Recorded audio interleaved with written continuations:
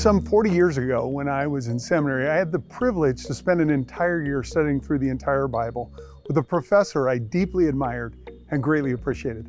He took us from Genesis to Revelation over the course of the year, unpacking truth after truth from what he referred to as God's love letter. But as we were coming to the end of the final semester of the course, we only had 2 class periods left to cover the entirety of the book we know as the book of Revelation, written by the Apostle John. And I remember thinking, how are we going to plummet the depths of this mysteriously profound text in but a few hours of class time? Then, on that Monday morning, our professor walked in. He was dressed as if he had just walked out of his house in 1945, on the backside of World War II. And under his arm, he had tucked a folded newspaper. And as he stepped in front of the class, he pulled out the newspaper, opened it up, unfolded it for us to read, and there in big bold letters across the top of the page were the words, "We win." And under it was a picture of me and my classmates he had taken of us a few weeks earlier. He went on to say that more than anything else, he believed that this is what John wanted us to know and what he wanted to communicate in recounting his revelation from Jesus. We, his children, the sons and daughters of God, we win. In a similar way, towards the end of John's first letter, he drops in a reminder of that same truth, but from a bit different perspective, a truth that's woven throughout all of the Bible, in both the Old Testament and the New Testament. This truth is that there's a cosmic battle going on, and whether we're attentive to it or not, it's happening. It is a battle between good and evil, a battle between right and wrong, a battle between light and darkness, a battle between what the Bible refers to as God's kingdom on one side and this world on the other.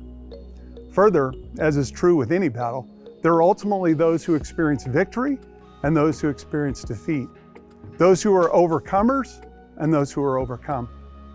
And here in John's letter, we're being reminded that we are the participants in that battle. More importantly, in chapter 5 of his letter, he provides us with a reminder of how those victories in daily life happen. In sum, the means to a victorious outcome is not by our power or by our might, but rather through our leaning fully into our faith in Jesus.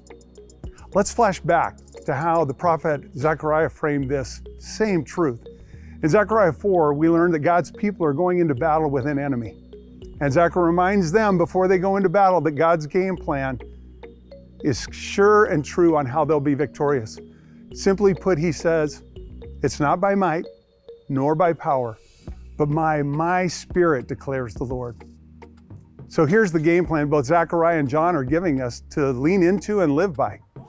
Simply, when we put our trust in God and our faith in Jesus, he puts his spirit in us. Let me say that again. When we put our trust in God and our faith in Jesus, he puts his spirit in us. And then it is his spirit that fights our battles. It is his spirit that wins the day and secures the victory over the evil forces, as John calls them, of this world. So my question is, how are we fighting our battles today? My hope and my prayer is that we will do so by putting our full faith and trust in Jesus, the one who has not only conquered death and darkness through his work on the cross, but who, by his Spirit that now dwells within us, will fight our battles and win the day, helping us experience the victory he has promised us today, just as every day.